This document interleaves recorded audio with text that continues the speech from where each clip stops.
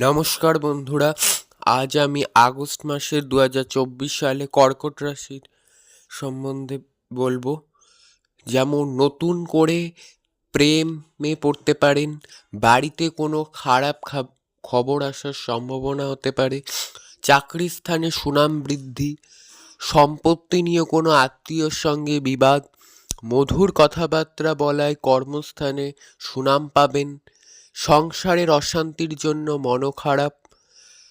মাসের মধ্যভাগে একটু সাবধানে চলুন, কর্মস্থানে সমস্যা মিটে যেতে পারে, অর্থভাগ্য মধ্যম, ব্যবসায় লাভ বাড়তে পারে, ফটকা ব্যবসার জন্য ভালো সময়, সন্তানদের নিয়ে চিন্তা বাড়তে পারে, কর্মসূত্রে বিদেশ ভ্রমণ হতে পারে, নতুন কোনো কাজের শুরু হতে পারে, দাম্পত্য জীবনে সুখের সময়, বাতের ব্যথায় চলাফেরা অসুবিধা হতে পারে।